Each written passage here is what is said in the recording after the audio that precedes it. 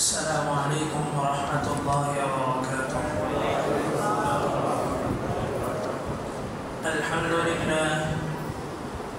الحمد لله نحمده ونستعينه ونستغفره ونؤمن به ونتوكل عليه ونعوذ بالله من شرور أنفسنا ومن سيئات أعمالنا. من يهده الله فلا مضل له ومن يضلله فلا هادي له ونشهد أن لا إله إلا الله وحده لا شريك له ونشهد أن سيدنا وسندنا وحبيبنا وحبيب ربنا وطبيبنا وطبيب قلوبنا ومولانا وأولانا محمدا عبده ورسوله. أما بعد فأعوذ بالله من الشيطان الرجيم. بسم الله الرحمن الرحيم. ملة أبيكم إبراهيم هو سماكم المسلمين. وقال رسول الله صلى الله عليه وسلم: من وجد سعة ولم يضحي فلا يقربن مصلانا. صدق الله العلي العظيم وصدق رسوله النبي الكريم ونحن على ذلك لمن الشاهدين والشاكرين والحمد لله رب العالمين. সবাই দরুদ শরীফ পড়ি। আল্লাহুম্মা সাল্লি আলা মুহাম্মাদিন ওয়া আলা আলি মুহাম্মাদ।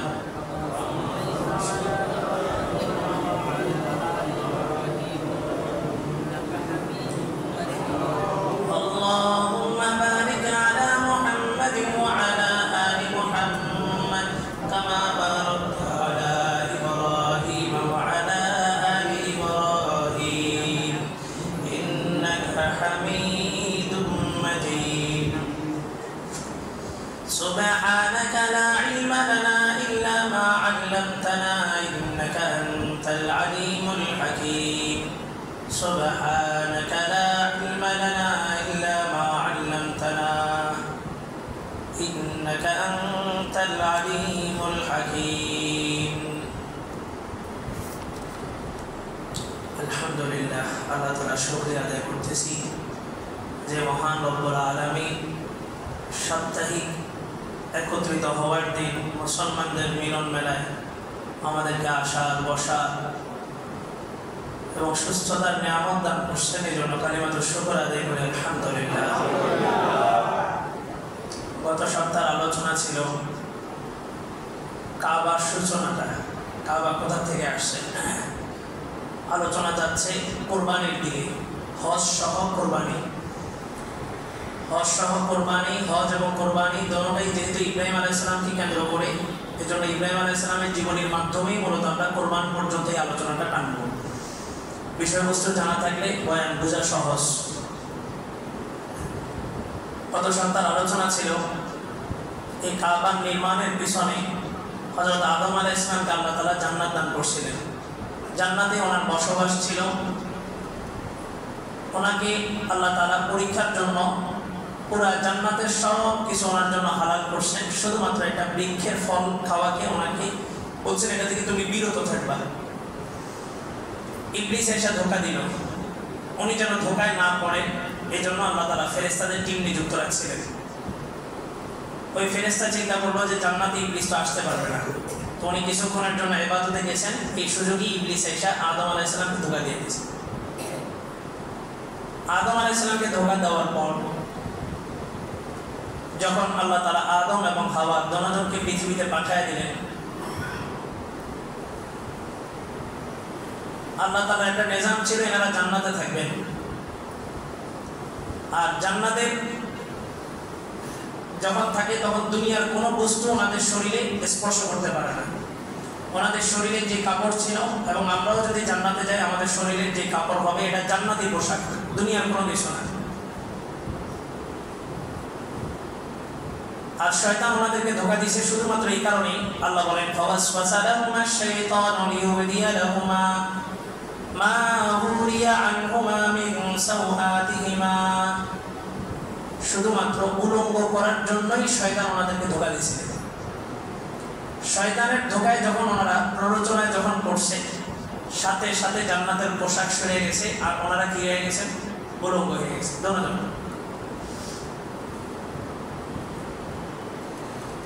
এখনো পর্যন্ত শয়তানের মূল টার্গেট হচ্ছে নারীদেরকে কি করা? উলঙ্গ করা।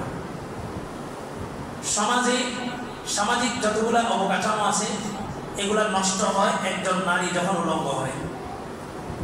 একজন নারী একটা দেশকে সাজাইতে পারে, আবার একজন নারী যথেষ্ট একটা দেশকে ধ্বংস করার জন্য। তো দেখবেন যে কোনো পণ্যের প্রতি মানুষের আকর্ষণ বাড়ানোর জন্য কি করে? নারীকে অ্যাড হিসেবে ব্যবহার করে। রিসিপশনে কাকে রাখে? নারীকে রাখে। এখন দোকানপাটের ম্যানেজারের পোস্টেও কাদেরকে বসাইতেছে? নারীদেরকে বসাইতেছে। ব্যাংক ছিল, ব্যাংক তো যেগুলা এমনি ব্যাংক বইলেই বেড়ায় যে আমরা সুদের কারবার করি, ওগুলো তো বাদ। যেগুলো ইসলামের লেভেল নিয়ে চলে এরাও এখন কাদেরকে বসাইছে? নারীদেরকে বসাইছে। আল্লাহ। অন্য ব্যাংক যে কাজটা করবে সেটা হারাম হিসেবেই করতেছে। ওইটা যতটা ভয়ঙ্কর তার চাইতে কয়েক লক্ষ কোটি গুণ ভয়ঙ্কর হচ্ছে ইসলামের লেভেল দিয়া অন ইসলামিক কোনো কাজ করা। এটা সবচেয়ে বড় ভয়ঙ্কর। তারা ইসলামের যতটা ক্ষতি করতে পারবে তার চাইতে বেশি ইসলামের নাম দিয়া, ইসলামের লেভেল দিয়া এই মানুষগুলো ইসলামের তার চাইতে বেশি ক্ষতি করতেছে। দেখবেন রাস্তায় যে কোনো বিলবোর্ড টানানো, ছবিকার নারী, আর এর দ্বারা নারীর কি সম্মান বাড়ছে না কমছে? কমছে। 2 টাকার একটা শ্যাম্পুর প্যাকেটও কার ছবি থাকে? নারীর ছবি। তো শ্যাম্পু ইউজ করার পরে প্যাকেটটা সবাই যত্নে রাখে না রাস্তায় ফেলে দেয়? তো শয়তান আদম এবং হাওয়াকে ধোঁকা দিয়েছে কেন? উলঙ্গ করার জন্য। এখনো দেখবেন শয়তানের প্ররোচনায় যারা পা রাখছে, যত বড় আলেম হোক, যত বড় পরহেজগার হোক, সমাজের মানুষ তাদেরকে কি করছে? উলঙ্গ করে দিয়েছে। আদম এবং হাওয়া যখন জান্নাতের ওই গাছের ওই বৃক্ষের ফল যখন ভক্ষণ করছে, সাথে সাথে ওনাদের শরীর থেকে জান্নাতের পোশাকটা সরে গেছে। وقال ما نهاكما ربكما عن هذه الشجرة إلا أن تكونا من الخالدين। ইবলিস যুক্তি দিল, এই গাছের ফল আল্লাহ তাআলা এই জন্য খাইতে মানা করছে যে তোমরা যদি এই গাছের ফল খাও তাহলে তোমরা চিরস্থায়ী হয়ে যাবে জান্নাতে। আল্লাহ তাআলা চান না তোমরা চিরস্থায়ী হও। আদম এবং হাওয়া আল্লাহর নাফরমানি করে খাইছে না জান্নাতে থাকার লোভে খাইছে? জান্নাতে থাকার জন্যই ওই গাছের ফলটা ভক্ষণ করছে। وقاسمهما إني لكما لمن الناصحين। বিশ্বাস করে না, তখন ইবলিস কসম খাইছে। কসম খেয়ে বলতেছি আমি তোমাদের জন্য একজন হিতাকাঙ্ক্ষী। তারপরে যে হাওয়া আলাইহিস সালাম গাছের ফল পাড়ছেন, একটা নিজে খাইছেন, একটা লুকাইছেন, 2টা আদমকে দিয়েছেন, আবার একটা নিজের জন্য রেখে দিয়েছেন। আল্লাহ তাআলা দুজনকে পৃথিবীতে পাঠিয়ে দিলেন। 2জন 2 প্রান্তে নেমে গেলেন পৃথিবীতে। পৃথিবীটা অন্ধকার, গুটগুটে অন্ধকার। এই পৃথিবীর সূচনা হয়েছে অন্ধকার, আবার শেষ হবে কিসের মাধ্যমে? অন্ধকারের মাধ্যমে। হাসরের মাঠ পুরোটাই অন্ধকার থাকবে। প্রত্যেকটা মানুষ তার সেজদার জায়গা এবং ডান কাদের যে আমলগুলো আছে এই 2টা জায়গা থেকে আলো বিচ্ছুরিত হবে। ওই নূরের প্রজ্বলিত যতটুকু রাস্তা তার আলোকিত হবে ততটুকু রাস্তায় সে চলতে পারবে। তো পৃথিবীটা অন্ধকার, 2জন নামছেন। লম্বা একটা সময় পার হয়ে গেছে, 2জনের কোনো সাক্ষাৎ নাই। আদম আলাইহিস সালাম আল্লাহর কাছে বললেন যে আল্লাহ, আপনার আরশ আজিমের নিচে যে নামটা দেখছি ওই নামের ওসিলা আমি মাফ চাইতেছি, আমাকে মাফ করেন। আল্লাহ তাআলা বললেন যে কোন নামটা দেখছো? তো বলে যে আপনার নামের সাথে দেখছি লা ইলাহা ইল্লাল্লাহ মুহাম্মাদুর রাসূলুল্লাহ। ওই মুহাম্মদ সাল্লাল্লাহু আলাইহি ওয়াসাল্লামের ওসিলায় মাফ চাইতেছি, আমাকে মাফ করেন। আল্লাহ বলেন আদম, প্রথম দিনই যদি এই নামের ওসিলায় মাফ চাইতে তো প্রথম দিনই মাফ করে দিতাম, এতদিন পরে বললেন। আল্লাহ তাআলা আদম আলাইহিস সালামকে দোয়া শিখাইছেন, এই দোয়াটা পড়ো, এই দোয়ার ওসিলায় তোমাকে মাফ করব। আর ওই দোয়াটা সূরাতুল আরাফের মধ্যে আল্লাহ তাআলা বর্ণনা করছেন যাতে পরবর্তী উম্মতে মুহাম্মাদি এই দোয়ার মাধ্যমে নিজেদের গুনাহগুলোকে কি করতে পারে? মাফ করতে পারে। আল্লাহ দোয়া শিখাইছেন। قال ربنا ظلمنا أنفسنا وإن لم تغفر لنا وترحمنا لنكونن من الخاسرين আল্লাহ দোয়া শিখাইছেন, বলো রব্বানা যালামনা আনফুসানা, আগে স্বীকার করো যে আল্লাহ আমি আমার উপরে জুলুম করছি, আগে তো স্বীকার করো। ওয়া ইল্লাম তাগফির লানা, এরপর আল্লাহর কাছে যে আমি ঠেকা এটা বুঝাও। আল্লাহ আপনি যদি মাফ না করেন, ওয়া তারহামনা দয়া না করেন, লানাকুনান্না মিনাল খাসিরিন, আমি তো ক্ষতিগ্রস্তদের অন্তর্ভুক্ত হয়ে যাব, আমার দুনিয়াও শেষ আখিরাতও শেষ। আল্লাহ দোয়া শিখাইছেন, এই দোয়ার মাধ্যমে আল্লাহ তাআলা আদম আলাইহিস সালাম আমাদের পিতা ওনাকে মাফ করছেন, আর এই দোয়াটা যদি আমরাও পড়ি আমাদেরকে আল্লাহ মাফ করবেন। বলেন আমার সাথে, রব্বানা যালামনা আনফুসানা ওয়া ইল্লাম তাগফির লানা ওয়া তারহামনা লানাকুনান্না মিনাল খাসিরিন। বুঝছেন নি হুজুররা দোয়া ধরে এই দোয়াটা কেন পড়ে? কোরআনে তো আরো দোয়া আছে, এই দোয়াটাই কেন দোয়া শুরু করে পড়ে? কারণ এই দোয়ার উসিলায় আল্লাহ তাআলা আদম আলাইহিস সালামকে মাফ করেছেন। এখন আদম আলাইহিস সালামকে মাফ করার পরে আদম আলাইহিস সালাম দেখলেন যে একটু একটু পৃথিবী আলো হওয়া শুরু হয়েছে। আদম আলাইহিস সালাম এক রাকাত নামাজ পড়লেন। এক রাকাত নামাজ পড়ছেন কেন? ওই যে অন্ধকার চলে যাচ্ছে এই জন্য। সেজদা থেকে ওইটা দেখেন যে আলোকিত হয়ে গেছে পুরা। এরপর উনি শুকরিয়া দেন, আরো এক রাকাত নামাজ পড়ছেন। আর অন্ধকার চলে যায়, আলো আসে কখন? দিনে না ফজরের সময়? ফজরের সময়। এই দুই রাকাত সর্বপ্রথম আদম আলাইহিস সালাম নামাজ পড়ছেন। আল্লাহর কাছে এত পছন্দনীয় হয়েছে, আল্লাহ তাআলা উম্মতে মুহাম্মাদের জন্য ওই সময় ওই দুই রাকাত নামাজ পড়া ফরজ করে দিয়েছেন। সুবহানাল্লাহ, আল্লাহ। আর ফজর কি শুধু দুই রাকাত? পড়ি তো দুই রাকাত, কিন্তু ফজর লিপিবদ্ধ হয় 4 রাকাত। ফজরের ফরজ নামাজ কয় রাকাত? 2 রাকাত। আমাদের সমাজে একটা মাদ্রাসাগুলোতে হয়, ফজর কয় রাকাত? 4 রাকাত। জোহর কয় রাকাত? 12 রাকাত। এভাবে একটা সংখ্যা আছে। আসলে জোহরের নামাজ কি 12 রাকাত? মূলত হচ্ছে সুন্নতে মুআক্কাদা সহ 12 রাকাত, কিন্তু জোহরের ফরজ কত রাকাত? 4 রাকাত। ফরজ নামাজ 4 রাকাত সুন্নতে মুআক্কাদা সহ। তবে ফজরের ফরজ নামাজ কত রাকাত? 2 রাকাত। বাকি 2 রাকাত তো পড়লে না পড়লে নাই, নাকি এমন? এটা এতটা গুরুত্বপূর্ণ, হাদিসের মধ্যে আসছে। আল্লাহ রাসূল বলেন, রাকাতাই ক্বাবলা সালাতিল ফাজরি খায়রুম মিনাদ দুনিয়া ওয়া মা ফিহা। ফজরের পূর্বের 2 রাকাত পৃথিবী এবং পৃথিবীর মধ্যে যত কিছু আছে সব কিছুর চাইতে উত্তম। আল্লামা ইবনুল কাইয়্যিম আল-জাওযী রাহমাতুল্লাহ আলাইহি হাদিসের ব্যাখ্যায় লিখছেন, অর্থাৎ পৃথিবী এবং পৃথিবীর মধ্যে যত বস্তু আছে সব কিছু আল্লাহর রাস্তায় সদকা করলে যে পরিমাণ সওয়াব, তার চাইতে বেশি সওয়াব কি ফজর নামাজের পূর্বে 2 রাকাত। এই জন্য ইমাম আযম আবু হানিফা রাহমাতুল্লাহ আলাইহি বলেন যে ফজরের পূর্বে 2 রাকাত যদি তোমার ছুটে যায় তো সূর্য ওঠার পরে হইলেও কাজা করে নিও, কারণ এই 2 রাকাত অনেক গুরুত্বপূর্ণ। আর মোটা দাগে একটা হাদিস আসছে, প্রতিদিন 12 রাকাত সুন্নাত মুআক্কাদা আছে। এই 12 রাকাত যদি কেউ পড়ে তাহলে জান্নাত, সে জান্নাতে প্রবেশ করবে। এখন সুন্নাত মনে করে কি ছেড়ে দেওয়া যাবে? যাবে না। ফরজ দিয়ে পড়ি, ফরজ কি পরিপূর্ণ? হাসরের মাঠে ফরজের ঘাটতিগুলোই পূরণ হবে কিসের মাধ্যমে? সুন্নাত এবং নফলের। আল্লাহ তাআলা নামায় দিলেন, উনি 2 রাকাত নামাজ পড়লেন। এখন এটা তো হচ্ছে পৃথিবীর সিচুয়েশন। উপরে যে একজন ফেরেশতা অন্যায় করছে, ওই ফেরেশতার খবর নেই, ওনার কারণেই এই ঘটনাটা ঘটলো। উনি সরে যাওয়ার কারণেই তো ইবলিস সুযোগ পাইল। উনি দৌড়ায় চলে গেছে আরশ আজিমের নিচে 7 আসমানের উপরে বাইতুল মামুর একটা জায়গা আছে, একটা ঘর বাইতুল মামুর, কাবা শরীফ বরাবর একদম উপরে 7 আসমানের। ওই বাইতুল মামুরটাতে ফেরেশতারা তাওয়াফ করেন।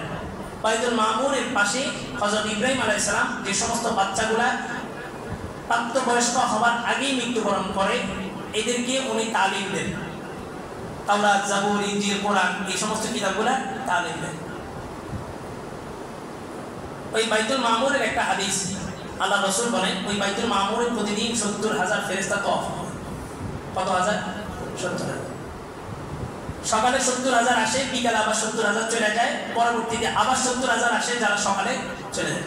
এভাবে চলতে থাকে। আল্লাহ রাসূল বলেন এই একটা ঘর আমি মেরাজের রাতে দেখছি, আর আমি জানছি, আমাকে জিবরাইল বলছে যে 70,000 ফেরেশতা এমন যারা আজকে এই সময় তাওয়াফ করতেছে, এরা আজকেই পৃথিবীর সূচনা থেকে আজকেই সর্বপ্রথম সুযোগ পাইছে এবং কিয়ামত পর্যন্ত দ্বিতীয়বার আর সুযোগ পাবে না। তাহলে কি পরিমাণ ফেরেশতা আল্লাহ তাআলা তৈরি করে রাখছেন, অসংখ্য অগণিত ফেরেশতা। তো বাইতুল মামুনে যা তওয়াফ শুরু করে দিয়েছে, ওই ফেরেশতা তওয়াফ করতেছে আর আল্লাহর কাছে পানা চাইতেছে, আল্লাহ তাসবিহ করতেছে, আল্লাহর প্রশংসা করতেছে। আল্লাহ তাআলা চিন্তা করলেন যে এই ফেরেশতা আমার মন গলানোর জন্য, আমার কাছে ক্ষমা চাওয়ার জন্য সে বাইতুল মামুরে আসছে, তওয়াফ করতেছে। আদমকে তো পৃথিবীতে পাঠিয়ে দিছি, আদমকে তো সেখানে শয়তান গ্রাস করে দিবে, শয়তান তো উন্মুক্ত, আদম সন্তানকে তো শয়তান ধোঁকা দিবে। এই মানুষগুলা কোন জায়গায় এসে আমার কাছে মাপ চাবে? আল্লাহ তাআলা অর্ডার করলেন ওই উপর ওই বাইতুল মামুর বরাবর জমিনে একটা ঘর নির্মাণ করো। বাইতুল মামুরে তোমরা এসে যেমন আমার রাগ ঠান্ডা করো, ওই জমিনে একটা ঘর নির্মাণ করো। পৃথিবীর যে প্রান্তে আমার যে বান্দা গুনাহ করবে, অনুতপ্ত হবে, অনুশোচনা তার মধ্যে আসবে, সে যদি আমাকে রাজি করাতে চায়, সেই জন্য গোলামের বেশে ওই আমার ঘরে আসে। ঘরে এসে তওয়াফ করবে, আমি তার জীবনের সব গুনাহগুলোকে মাফ করে দেব। একদম একটা গোলাম, একটা কাপড়, কোনো সিলাই নেই, কোনো টুপি পরা যাবে না, কোনো ভালো দামি জুতা ব্যবহার করা যাবে না, কোনো সেন্ট স্প্রে আতর কিছুই ব্যবহার করা যাবে না, কোনো চুল আঁচড়ানো উস্কো শুষ্ক চুল কামানো থাকবে। এরকম একটা গোলামের বেশে সে ওখানে যাবে আর 7টা চক্কর দিবে, একদম গোলামের মতো। কিচ্ছু নাই, তুমি কত কোটি টাকার মালিক, ওখানে এটা চলবে না। ওখানে ভালো একটা পোশাক পরে যাওয়া যাবে না, ওই তওয়াফের ইহরাম যেটা ওইটাই করে যেতে হবে। এই হচ্ছে কাবার মূল ইতিহাস। এরপর আল্লাহ তাআলা তারিখে খমিস একটা কিতাব আছে, ওই কিতাবের মধ্যে একটা রেওয়ায়াত আসছে। এগুলো আসলে কতটা বাস্তব অবাস্তব বা এগুলোর কারণে আমাদের ঈমান আকীদা নষ্ট হয় না বা ঈমান আকীদাতে কোনো সমস্যা হয় না। তারিখে খমিসের মধ্যে আসছে আল্লাহ তাআলা ওই ফেরেশতাকে একটা পানিশমেন্ট দিয়েছেন। ওই ফেরেশতাকে আল্লাহ তাআলা বলছেন, তোমার কারণে যেহেতু আদম পৃথিবীতে গেছে এবং আদমের মাধ্যমে আদম সন্তান আসবে, তারা গুনাহ করবে, তো তোমার পানিশমেন্ট হলো তুমি একটা পাথর হয়ে যাও, যে পাথরের দায়িত্ব হবে শুধুমাত্র মানব সন্তান আদম সন্তানের গুনাহকে নিজের টাইনা নিবে। গুনার সূচনাটা পৃথিবীতে আসার কারণেই তো হয়েছে, জান্নাতে থাকলে এই কোনো গুনাহ হইতো না। আদম আলাইহিস সালাম জান্নাত থেকে পৃথিবীতে আসার মূল কারণ ইবলিস, আর ইবলিস ধোঁকা দেওয়ার সুযোগ পাইছে ওই ফেরেশতার কারণে। এই জন্য আল্লাহ তাআলা ওই ফেরেশতাকে একটা পাথর বানায় দিয়েছেন। ওই পাথরটার নাম হচ্ছে হাজরে আসওয়াদ, যেটা আদম আলাইহিস সালাম পৃথিবীতে আসার সময় হাজরে আসওয়াদটা নিয়ে আসছেন। ওই হাজরে আসওয়াদটা লাগায় দেওয়া হয়েছে। এই হাজরে আসওয়াদে মানুষ চুম্বন করে কেন? এই চুম্বনের মাধ্যমে একটা ম্যাগনেটিক পাওয়ার আছে, ওই পাওয়ার দিয়ে আল্লাহ তাআলা তার ভিতরে জীবনের সব গুনাহগুলোকে টাইনা ওই পাথরের মধ্যে নিয়ে নেন। এই পাথরটা ছিল, আল্লাহ রাসূল বলেন, আল হাজরুল আবিয়াদ। এই পাথরটা ছিল সাদা। এই পর্যন্ত মানুষের গুনাহ টানতে টানতে এই পাথরটার রং হয়ে গেছে কি? এটা একটা কিতাবের মধ্যে আসছে। আল্লাহ আদম আলাইহিস সালাম আসার সময় জান্নাত থেকে 3টা জিনিস নিয়ে আসছে। 3টা জিনিসের মধ্যে একটা হচ্ছে পাথর, আরেকটা হচ্ছে মূসা আলাইহিস সালামের লাঠি,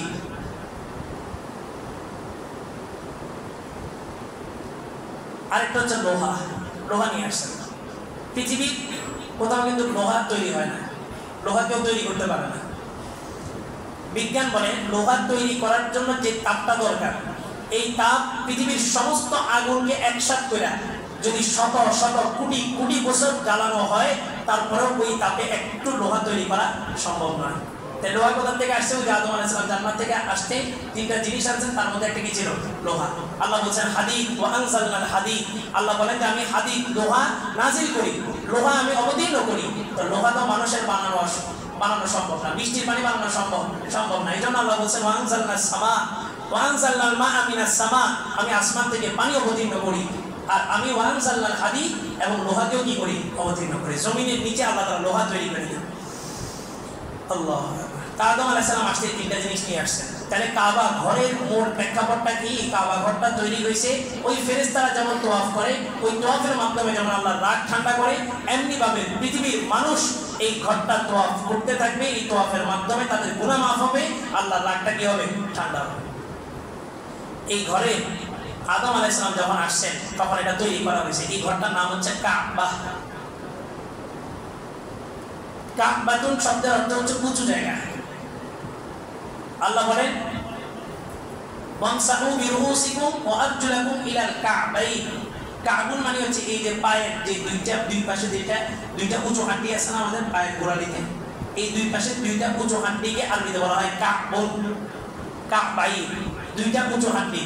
তো পুরো পৃথিবীর মধ্যে সবচেয়ে উঁচু জায়গা ছিল ওইটা, এই জন্য ওই জায়গায় যে ঘর নির্মাণ করা হয়েছে ঘরের নাম রাখা হয়েছে কাবা। আর এই ঘরকে এখন আমরা চিনি মক্কা, আগে ছিল এই ঘরটা বাক্কা। কাবা শব্দের আরেকটা অর্থ পড়ছে যে কাবা মানে হচ্ছে চতুর্ভুজ। আরবের তৎকালীন বাড়িগুলো হয়তো গোল গোল আকৃতি। সর্বপ্রথম চতুর্ভুজ যে ঘরটা নির্মাণ করা হয়েছে ওটার নামে কি বাইতুল্লাহ। আর মক্কা, মক্কার আগের নাম ছিল বাক্কা, যেটা হচ্ছে প্রতিহত করে। এটার কারণ বলছিলাম যে শেষ জামানায় দাজ্জাল আসবে, দাজ্জাল পুরা পৃথিবী চুষে বেড়াবে, কিন্তু কোথায় ঢুকতে পারবে না? মক্কায় ঢুকতে পারবে।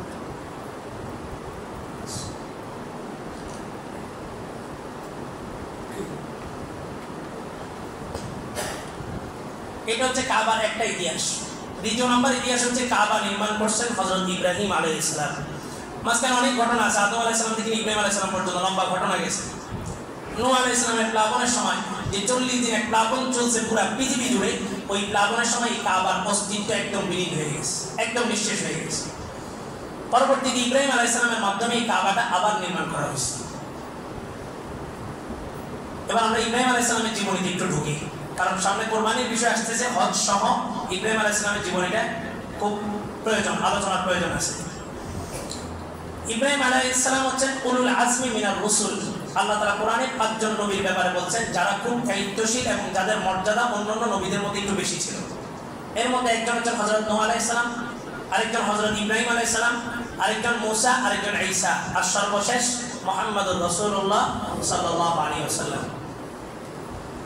ইব্রাহিম আলাইহিস সালাম তাদের মধ্য থেকে অন্যতম। ইব্রাহিম আলাইহিস সালাম যখন ছোট, ওনার বাবার নাম ছিল আজার। ওনার বাবা ছিলেন একজন মূর্তি পূজারী। নমরুদের অ্যাসিস্ট্যান্ট ছিল, বড় পাওয়ার ছিল, কিন্তু উনি মূর্তি পূজা যেগুলো হয়তো পূজা মণ্ডপ উৎসব এগুলো ওনার দায়িত্বে ছিল। ইব্রাহিম আলাইহিস সালাম ছোট থেকেই ওনার মনের মধ্যে প্রশ্ন যে আসলে আমার রবকে, এই পৃথিবী পরিচালনা করতেছে, আমাদেরকে বানাইছেন, কেন বানাইছেন, আমার রবকে? এই প্রশ্নগুলা ওনার মনের মধ্যে ঘুরপাক খাচ্ছে। আর উনি দেখলেন যে ওনার বাবা আজার এবং ওই সময় তৎকালীন সময়ের মানুষটা নিজেদের হাতেই মূর্তি তৈরি করে, আবার নিজেদের হাতে এগুলোর পূজা করে, নির্দিষ্ট একটা সময় পরে নিজেরাই আবার ওগুলোকে ভেঙে ফেলে। বিভিন্ন প্রশ্ন ওনার মনের মধ্যে আসলো। উনি একদিন ওনার বাবাকে বললেন, وَإِذْ قَالَ إِبْرَاهِيمُ لِأَبِيهِ آزَرَ أَتَتَّخِذُ أَصْنَامًا آلِهَةً إِنِّي أَرَاكَ وَقَوْمَكَ فِي ضَلَالٍ مُبِينٍ। হে আমার পিতা, আতাত্তাখিযু আসনামান আলিহা, আপনারা কিছু মূর্তিকে খোদা মানতেছেন, যে মূর্তিগুলো আপনারা নিজে হাতেই তৈরি করছেন। ইন্নী আরাক, আমি আপনাকে ওয়া কওমাক, আপনার পুরা জাতিকে ফি দালালিন মুবিন, একদম সুস্পষ্ট গোমরাহির মধ্যে দেখতেছি। এরপর আল্লাহ বলেন, ওয়া কাযালিকা নুরি ইব্রাহিম মালাকুতাস সামাওয়াতি ওয়াল আরদ ওয়া লিয়াকুনা মিনাল মুকিনিন। আল্লাহ তাআলা আসমানের যে নক্ষত্রগুলো আছে, গ্রহ নক্ষত্র, ইব্রাহিম আলাইহিস সালামের সামনে আল্লাহ তাআলা স্পষ্ট করে দিলেন। এখন আধুনিক বিজ্ঞান টেকনোলজির মাধ্যমে আমরা জানতেছি সূর্যের অবস্থান, তারার অবস্থান, চাঁদের অবস্থান, পৃথিবীর অবস্থান, এগুলো আমরা এখন জানতেছি। ওই যুগে এগুলো জানা অসম্ভব ছিল। আর মানব সভ্যতা হযরত আদম আলাইহিস সালামের যুগে মানব সভ্যতা ছিল একদম শৈশব, কৈশোরকাল। আর ইব্রাহিম আলাইহিস সালামের সময় মানব সভ্যতা ছিল তার যৌবন। আর সর্বশেষ নবী মুহাম্মদুর রাসূলুল্লাহর সময় মানব সভ্যতা তার চূড়ান্ত আসনে পৌঁছে গেছে। এই জন্য তখন জিহাদকে ফরজ করে দেওয়া হয়েছে। আগের সময়গুলোতে মানব সভ্যতা ধাপে ধাপে যতটুকু আগাইছে, আদম আলাইহিস সালামের যুগে আল্লাহ তাআলা কিতাব নাযিল করছেন, ওনাকে একটা সহিফা দেওয়া হয়েছে, পৃথিবীতে কিছুই নেই। ওনার সহিফার মধ্যে নামাজ ছিল না, রোজা ছিল না, হজ ছিল না, যাকাত ছিল না। ওনাকে আল্লাহ বলছেন বাড়ি নির্মাণ করতে হয় এভাবে, গাছ লাগাইতে হয় এভাবে, গাছের চর্চা করতে হয় এভাবে। যেই যুগে যেটা দরকার ছিল, তখন যদি বলা হতো নামাজ পড়া, তো খাবে কি, বসাবে কি, কোথায় কি করবে, নামাজ, এটা অনেকটা টাফ হয়ে যাবে। তো মানব সভ্যতার শৈশবকালে আল্লাহ তাআলার বিধান ছিল গাছ লাগাবা কিভাবে, পরিবেশ বাঁচাবা কিভাবে, ঘর নির্মাণ করবা কিভাবে, মানুষ নিজেদের মধ্যে মুআমালাত মুআশারাত করবে কিভাবে। একদম শৈশব থেকে একটা বাচ্চাকে যা যা শিক্ষা দেওয়া হয় আদম আলাইহিস সালামের ওই কিতাবের মধ্যে এগুলোই ছিল। আর ইব্রাহিম আলাইহিস সালামের যুগে এসে আল্লাহ তাআলা কিতাবের মধ্যে কি বলছেন, একজন মানুষ যৌবনকালে আসলে তার বয়স সন্ধিকালে যে সমস্ত জিনিসগুলো জানতে হয়, ওই ইসলামের ওই সমস্ত বিধানগুলো আল্লাহ তাআলা ইব্রাহিম আলাইহিস সালামকে দিয়েছেন। ইব্রাহিম আলাইহিস সালামের সামনে আল্লাহ তাআলা আসমান এবং জমিনের যে গ্রহ নক্ষত্রের যে তত্ত্বগুলো, এগুলো ইব্রাহিম আলাইহিস সালামের সামনে স্পষ্ট করে দিয়েছেন। ইব্রাহিম আলাইহিস সালাম যখন এগুলো স্পষ্ট হয়ে গেল, ফালাম্মা জান্না আলাইহিল লাইলু রাআ কাওকাবা, রাত যখন অন্ধকার হলো উনি আসমানে দেখলেন মিটিমিটি কিছু তারা জ্বলতেছে, জোনাকি পোকার মতো, একদম ছোট। قال هذا ربي فلما أفل قال لا أحب الآفلين। উনি তারকা দেখা বললেন যে এটাই আমার রব, এবং উনি ঘুমায় গেলেন, সান্ত্বনা পাইলেন। সারাদিন অস্থির ছিলেন, যারে পাইতেন তারই প্রশ্ন করতেন আমাদের রবকে, আমাদের রবকে। তো রাতের বেলা দেখলেন যে তারা মিটিমিটি জ্বলতেছে, উনি সান্ত্বনা পাইছেন। আচ্ছা, তারা কি চাঁদ ছাড়া উঠে? চাঁদ সহই তো উঠে। তাহলে এখানে প্রশ্ন থাকতে পারে যে উনি চাঁদ দেখে আশ্চর্য হন নাকি তারা দেখে কেন আশ্চর্য হয়েছেন? প্রথমে উনি তারা দেখছেন। বিজ্ঞান বলে, বিজ্ঞানের একটা থিওরি আপনাদের সামনে রাখি, তাহলে সামনে আলোচনাটা বুঝবেন।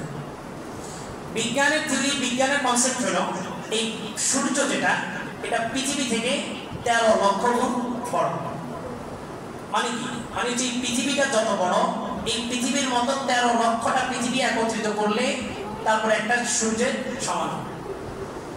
আসলে এটা হচ্ছে বিজ্ঞানের একটা অনুমান।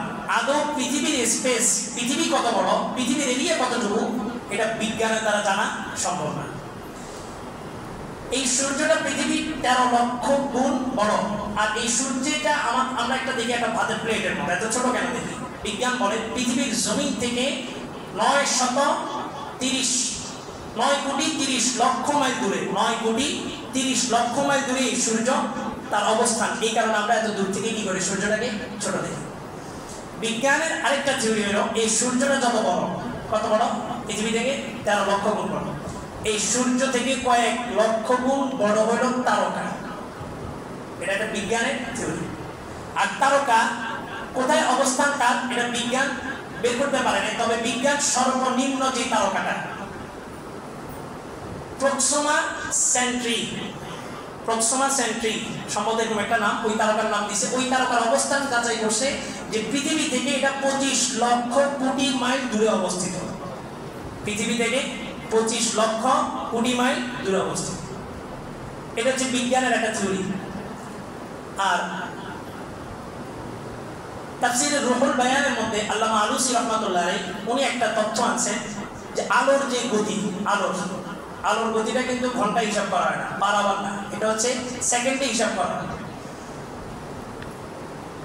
1,86,000 মাইল আলোর প্রতি সেকেন্ডের গতি, 1,86,000 মাইল। এমনই তো 1,86,000 মাইল। অর্থাৎ আলোটা যখন আপনি দিবেন, এই আলোটা দৌড়ায় 1 সেকেন্ডে কত দূর যাবে? 1,86,000 মাইল দূরে।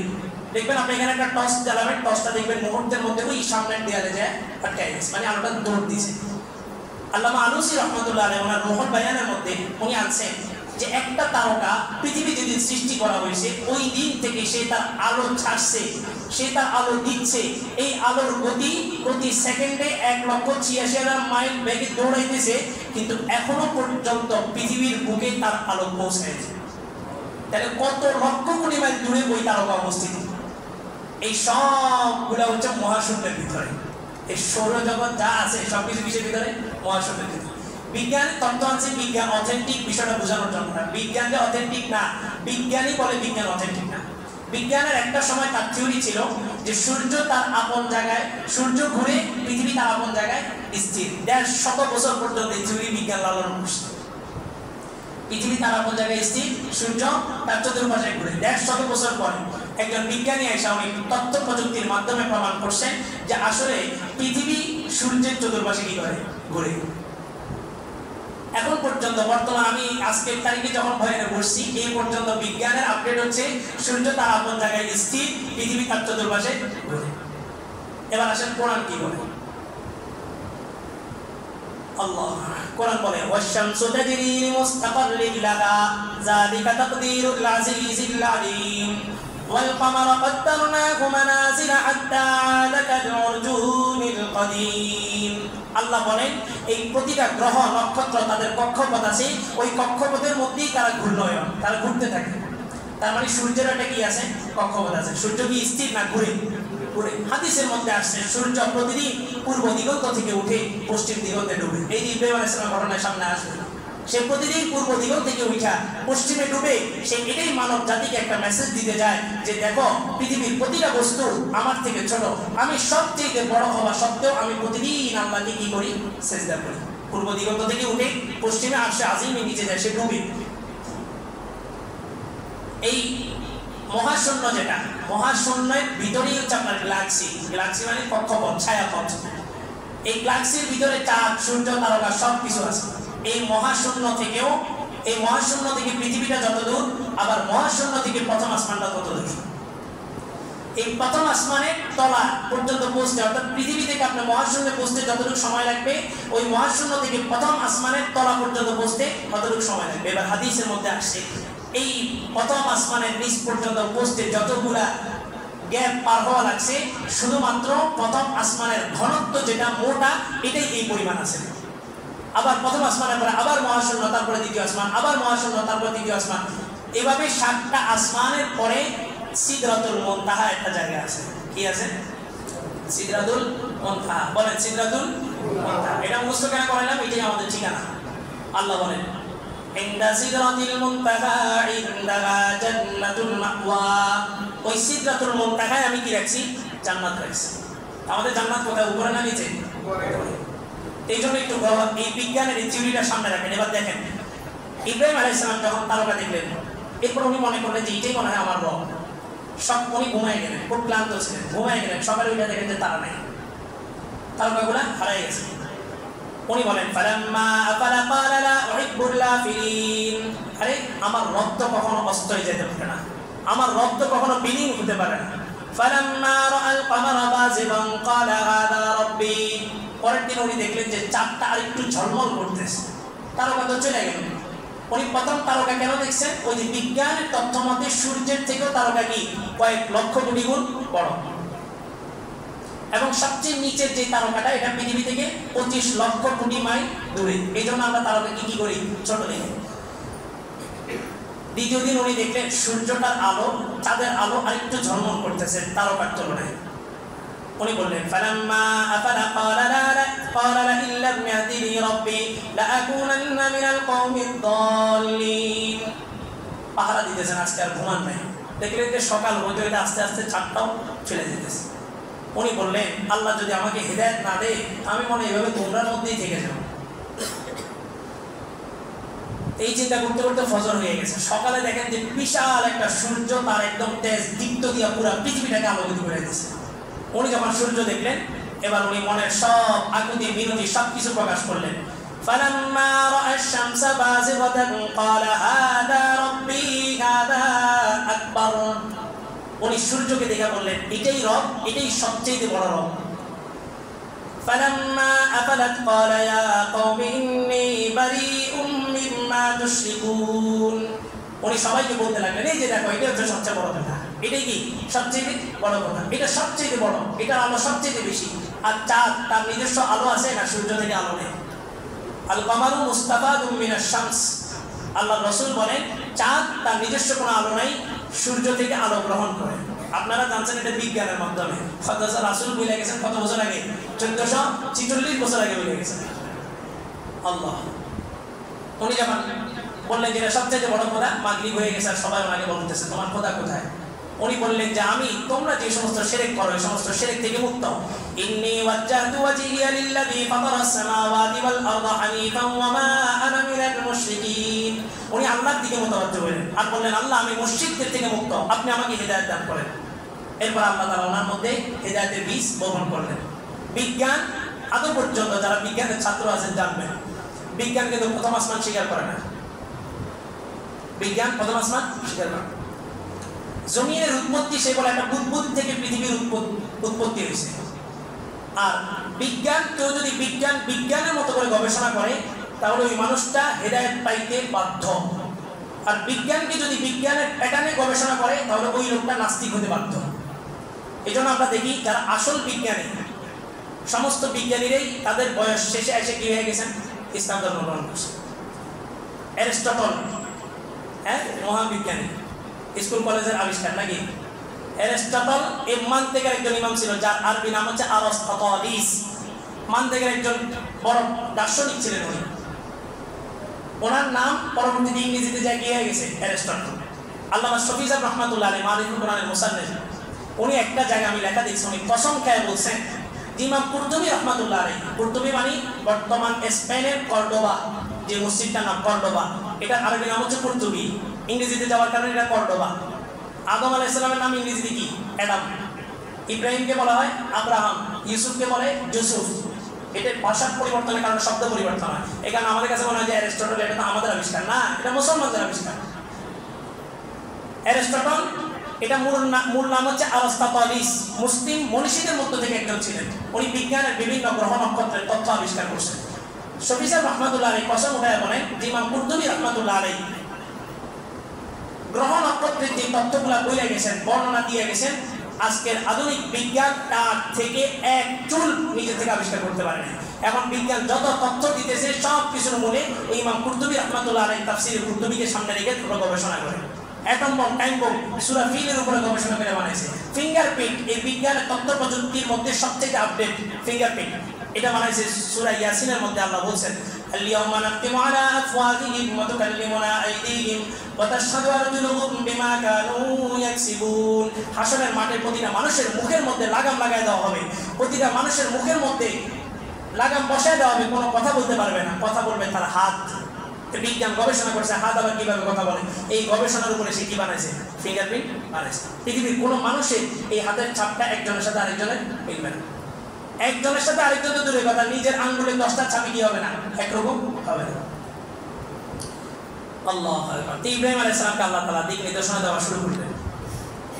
ইমাম আযম আবু হানিফা রাহমাতুল্লাহ আলাইহি বলেন এই জায়গাটাতে যে কোনো মানুষ যদি জঙ্গলে বসবাস করে, সারা তার জন্মই হয়েছে জঙ্গলে, সারা জীবন একাকী ছিল, কোন নবী রাসূল আলেম ওলামা তার কাছে যায়নি, এই লোকটার ঈমান আনা কি ফরজ কিনা? ইমাম আযম আবু হানিফা রাহমাতুল্লাহ আলাইহি বলেন ফরজ। কেউ তার কাছে যায়নি, তারপরে কি করতে হবে? ঈমান আনতে হবে। ইব্রাহিম আলাইহিস সালামকে কে দাওয়াত দিয়েছে? কেউ দাওয়াত দিয়েছে? উনি নিজে থেকেই নিজের আল্লাহকে কি করছেন? তালাশ করছেন। ইমাম আযম আবু হানিফা রাহমাতুল্লাহ আলাইহি বলেন আল্লাহ তাআলা প্রতিটা মানুষের মধ্যে এমন একটা বিবেক দিয়েছেন যে বিবেক দ্বারা সে তালাশ করলে আল্লাহকে, আল্লাহর সন্ধান পাবে। ইব্রাহিম আলাইহিস সালামকে আল্লাহ তাআলা হেদায়েত দিলেন। দেওয়ার পর উনি হেদায়েতটা গোপন রাখছেন, প্রকাশ কখন করবেন একটু চিন্তা করতেছেন। সমাজের মানুষকে যৌক্তিকভাবে যতটুকু প্রতিহত করা যায় অতটুকু করতেছেন। একদিনের ঘটনা, উনি যে শহরটাতে থাকতেন এটার নাম হচ্ছে বেবিলন। এই বেবিলন শহরে উনি বসবাস করতেন। কোলেডিয়ে একটা সভ্যতা আছে, এই সভ্যতার আমলের ঘটনা। একদিন ওই বেবিলন শহরে একটা মূর্তি পূজার আয়োজন করা হলো। সবাই মূর্তি পূজার মণ্ডপে যাবে, সবাই ওই আনন্দ উৎসবে শরীক হবে। এখন যেরকম মনে করেন হিন্দুদের মন্দিরে উৎসব হইলে হিন্দুরাও যায়, মুসলমানও যায়, এটা ওই যুগে আয়োজন করা হইতে। তো সবাই ওখানে যাবে। ইব্রাহিম আলাইহিস সালামকে বললো যে তুমিও চলো আমাদের সাথে। উনি আসমানের দিকে তাকালেন, ফানাযারা নাযরাতান ফিন নুজুম ফাকালা ইন্নী সাকিম। উনি আসমানের দিকে তাকায় বললেন আমি অসুস্থ। জ্যোতির্বিদ্যা যারা পারদর্শী এনাদের সবকিছুর মূল কি? এই গ্রহ নক্ষত্রের উপর ওনারা বিভিন্ন বিবেচনা করেন, বিভিন্ন কিছু ভবিষ্যৎবাণী করেন যে এই পথে গেলে এটা হবে, ওই পথে গেলে এটা হবে, আগামীকাল এটা হবে, তারপরের দিন এটা হবে, আগামী মাসে এটা হবে। এটা জ্যোতির্বিদ্যা যারা তারা এই গ্রহ নক্ষত্রের উপরে গবেষণা করে তারপরে বলেন। ইব্রাহিম আলাইহিস সালামের সামনে যেহেতু আল্লাহ তাআলা আসমানে গ্রহ নক্ষত্রের সবকিছু স্পষ্ট করে দিয়েছেন, উনি আসমানের দিকে তাকায় বলেন আমি অসুস্থ। তাফসীরি কিতাবের মধ্যে আসছে উনি অসুস্থ কেন বলছেন? উনি তো সুস্থ ছিলেন। বলে যে প্রতিটা নবীর দিনের দিক থেকে, মনের দিক থেকে প্রতিটা নবী কি থাকেন? অসুস্থ থাকেন। ওনাদের অসুস্থতা কি? ওই যে দিনের একটা ব্যথা, উম্মতকে কিভাবে কি করবেন? জান্নাতের রাস্তায় নিয়ে যাবেন। তো পুরো একটা সভ্য, এই ক্যালিডিয়ার সভ্যতা, পুরো একটা সভ্যতা, পুরো একটা জাতি মূর্তির পিছনে দৌড়াইতেছে। ইব্রাহিম আলাইহিস সালামের মনে ব্যথা হবে না তো কার মনে ব্যথা হবে? এজন্য উনি বললেন ফাকালা ইন্নী সাকিম, আমি অসুস্থ। উনি একদিন তাদেরকে বললেন যে তোমরা যে যাচ্ছ, إذ قال لأبيه وقومه ما هذه التماثيل التي أنتم لها عاكفون। উনি যা দেখলেন বাবা সিজদা করতেছে, তো বাবাকে বললেন যে বাবা এই সমস্ত তিমসাল তামাসিল মানে এই যে মূর্তিগুলা, ভাস্কর্যগুলাকে আপনারা সিজদা করতেছেন। قالوا وجدنا آباءنا لها عابدين। বাবা জবাব দিল যে আসলে তোমার সাথে তো তর্ক করা পারবো না, তবে আমরা এটার ইবাদত করি এই জন্যই যে আমাদের বাপ দাদাদেরকে দেখছি এমনি ইবাদত করতো। এখন এই জিনিসটা আমাদের মুসলমানদের ভিতরে আছে। এটা করেন কেন? আমি বাপ দাদাদেরকে পাইছি। একজন মুসল্লি আসছেন, মানে কোন জেলায় নাকি থাকে, এখানে চিকিৎসা করাতে আসছিলেন। তো উনি দেখলাম যে আযান আশহাদু আন্না মুহাম্মাদুর রাসূলুল্লাহ বলার পরে চোখে চুমা দিলেন। আমি বললাম যে এটা কেন করলেন? তো উনি অনেকগুলো যুক্তি দিলেন, বলে যে রাসূলের মহব্বত। আমি শুনেন আপনি না, বর্তমান পৃথিবীর প্রতিটা মুসলমান যদি একসাথে রাসূলকে যে পরিমাণ মহব্বত করে, সব ভালোবাসাগুলোকে যদি এক জায়গায় রাখা হয়, আমার রাসূলের সবচেয়ে একদম আদনা সাহাবীর ভালোবাসার সমানও হবে না। সাহাবীরা তো রাসূলের ভালোবাসা কোনোদিন চুমা দিল না, আপনি কেন দেন? তো উনি বললেন যে আমি এটা আমার বাপ দাদাদেরকে পাইছি, আমার বাপ দাদারাই আমলটা করতেন। এখন এরকম কিছু আমল আছে, বলতে গেলে অনেক সমস্যা তৈরি হবে। এরকম কিছু আমল এখনো সমাজের মধ্যে আছে। কেন করে? বাপ দাদারা করছে, কাজে এত বছর ধরে কি ভুল ছিল নাকি? এই একটা জিনিস আমাদেরকে পিছিয়ে রেখে দিয়েছে। এত বছর যাবত এটা কি ভুল নাকি? কি বলেন? ইসলাম কিয়ামত পর্যন্ত যাবে না? ইসলাম কিয়ামত পর্যন্ত জন্যই তো নাজিল করা হয়েছে। তাহলে কিয়ামত পর্যন্ত প্রতিটা বস্তু, প্রতিটা দিন, প্রতিটা জিনিসকে আপডেট হইতেছে না? তা আপনি ইসলামটাকে আপডেট করতেছেন নাকি? ইসলাম তো প্রত্যেকটা যুগের সাথে ফিট করে নাজিল করা হয়েছে, প্রত্যেকটা যুগের সাথে খাপ খাবে। তো তারা জবাব দিল যে আমরা আমাদের বাপ দাদাদেরকে পাইছি। ইব্রাহিম আলাইহিস সালাম বললেন, ক্বালা লাকাদ কুনতুম আনতুম ওয়া আবাউকুম ফি দালালিন মুবিন, তোমরা এবং তোমাদের বাপ দাদারা সবাই গুমরাহির মধ্যে আছো। লম্বা তর্ক বিতর্ক গেছে, যাওয়ার পরে কয় যে তোমাদের দরকার নাই, তুমি যেহেতু যাবে না, তুমি আমাদের এগুলারে পাহারা দাও, মূর্তিগুলারে পাহারা দাও, আমরা সবাই যাচ্ছি, তুমি এগুলাকে পাহারা দাও। পাহারা রাখছে কেন? কয় যে পাহারা রাখতে হয়তো একটু আন্তরিকতা তৈরি হইতে পারে, মহব্বত তৈরি হইতে পারে। ইব্রাহিম আলাইহিস সালাম যখন সবাই গেছে গা, উনি বাসা থেকে দুপুরে খানা দানা খেয়ে একটা কুড়াল নিয়ে বেরিয়েছে। فجعلهم جزازا إلا كبيرا لهم لعلهم إليه يرجعون। উনি গেছেন, যাই দেখেন যে সবগুলো মূর্তির সামনে মিষ্টি দাও, মিষ্টান্ন খাদ্য রাখা, ওগুলোর উপর আবার মাছি বসছে। ইব্রাহিম আলাইহিস সালাম বললেন, তোদেরকে মিষ্টি দিয়েছে, মিষ্টিগুলো খাইলেই তো হয়, মিষ্টিগুলো খাও। এরা কি কথা বলতে পারে? কথা বলতে পারে। কাজে মিষ্টি তো খাইতেছ না, মিষ্টিটা মাছি খাইতেছে, মাছিরও তাড়াইতে পারতেছ না। উনি সবগুলো ভাঙা শুরু করে দিয়েছে, ভাঙতে ভাঙতে সবগুলো ভাইয়া। পরে চিন্তা করলেন যে আসলে এইভাবে যে সবগুলা ভাইয়া বানালে তো দোষ আমার হবে। তো সবগুলারে ভাইয়া একদম সবচেয়ে বড় যেটা ইল্লা কাবীরান লাহু, ওই সবগুলার মধ্যে সবচেয়ে বড় যেটা, ওই বড়টার কাঁধের উপরে কুড়ালটা ঝুলাই দিয়েছে। সবাই আসছে, আয়েশা দেখেন মাশাআল্লাহ সবগুলা মূর্তি একবার তছনছ করে ফেলেছে। তারা বলল, ক্বালু মান ফাআলা হাযা বিআলিহাতিনা ইন্নাহু লামিনাজ যালিমিন, এই আমাদের মূর্তির সাথে, আমাদের ইলাহ, আমাদের খোদার সাথে এই কাজটা কে করলো? তারা তাদের মূর্তিগুলাকে কি বলতো? বলে না, কি বলতো? কি বলতো? কি বলতো? আপনি আল্লাহকে খোদা কেমনে বলেন? খোদা শব্দটা আল্লাহর সাথে যায় না, মানে বিতর্ক তৈরির জন্য বলতেছি না, বাস্তবতা। খোদা মানে কি জানেন? খোদা মানে হচ্ছে খুদ যে নিজে নিজে আসে। মসজিদে আপনারা নিজে আসছেন না, কেউ ঠেলে আনছেন? নিজে নিজে আসছেন না, আপনাদেরকে খোদা বলা যাবে। উর্দুতে শব্দটা ব্যবহার হয় খোদাবন্দে যা, যার বৃত্ত আছে তাকে বলে খোদাবন্দে যা, যার মাল আছে, সম্পদ আছে, তাকে বলে খোদাবন্দে মাল। তাহলে মানুষের ক্ষেত্রে যদি খোদা ব্যবহার করা যায়, ওই শব্দ আল্লাহর ক্ষেত্রে কিভাবে ব্যবহার করা যায়? আল্লাহর কয়টা নাম বলেন তো? ইন্না লিল্লাহি তিসআতাও ওয়া তিসঈনা ইসমা মান আহসাহা দাখালাল জান্নাহ। আল্লাহ বলেন, কুলিদু আল্লাহ আবিদুর রহমান, আল্লাহকে রহমান নামে ডাকো অথবা আল্লাহ নামে ডাকো। আইয়াম্মা তাদউ ফালাহুল আসমাউল হুসনা, তার অনেক নাম আছে, অনেক সুন্দর সুন্দর নাম আছে। আল্লাহ 99টা নাম আপনার পছন্দ হইল না, ওই মানুষের বানানো একটা নাম দিয়ে আল্লাহকে ডাকতেছেন খোদা। যে নামটা কারা ডাকতো? মুশরিকরা ডাকতো তাদের মূর্তিকে। আল্লাহকে খোদা ডাকবে? আরো সহজ কথা, আল্লাহকে যদি কিয়ামত পর্যন্ত কেউ খোদা ডাকে, একটা নেকি হবে না, একটা নেকিও হবে না। আল্লাহকে খোদা ডাকলে কোনো নেকি আছে? খোদা শব্দটা কি আরবি? এটা ফার্সি একটা শব্দ, কিন্তু আল্লাহকে আল্লাহ ডাকেন। আল্লাহ বলেন, উদউনি আস্তাজিব লাকুম, ডাকতে দেরি, জবাব দিতে দেরি হবে না। এক মূর্তি পূজক 70 বছর পর্যন্ত তার মূর্তির পূজা করছে। সানাম, সানাম, সানাম একটা মূর্তির নাম ছিল। 70 বছর পর্যন্ত ওই মূর্তিকে ডাকছে। একদিন ভুলে ডাকতে যায় সনামের জায়গায় সমাদ বের হয়ে গেছে। আল্লাহ বলেন, লাব্বাইকা ইয়া আবদি। পুরা আরশে আজিম কাইবা উঠছে। আল্লাহ ডাক দিয়ে বলেন, বান্দা আমি হাজির। ফেরেশতারা বলে, আল্লাহ আপনাকে তো ডাকে নাই, 70 বছর পর্যন্ত তার মূর্তিকে ডাকছে, আজকে ভুলে আপনার নামটা উচ্চারণ করছে, কেন জবাব দিলেন? আল্লাহ বলে যে 70 বছর পর্যন্ত তার মূর্তিকে ডাকছে, ওই মূর্তিতে জবাব দেয়, আজকে আমাকে ডাকছে, আমিও যদি জবাব না দিই, মূর্তি আর আমার মধ্যে পার্থক্য হইল কোথায়? কোন নামে জবাব দিছেন? সমাদ। কোন শব্দে? সমাদ। কুল হুয়াল্লাহু আহাদ আল্লাহুস সামাদ লাম ইয়ালিদ ওয়া লাম ইউলাদ ওয়া লাম ইয়াকুল লাহু কুফুয়ান আহাদ। খোদা নামটাকে আল্লাহ দিছে না মানুষ দিছে? তো কার নামে কাকে ডাকতেছে? বিতর্ক তৈরির জন্য না, বুঝতে বুঝছেন না, বুঝতে এটা নিয়ে আলোচনা করার দরকার নেই। বাদ। قالوا سمعنا فتى يذكرهم يقال له إبراهيم। সবাই বললো, একটা যুবক আছে সব সময় সে আমাদের মূর্তি বিরোধিতা করে, ইউকালু লাহু ইব্রাহিম, তাকে ইব্রাহিম বলা হয়।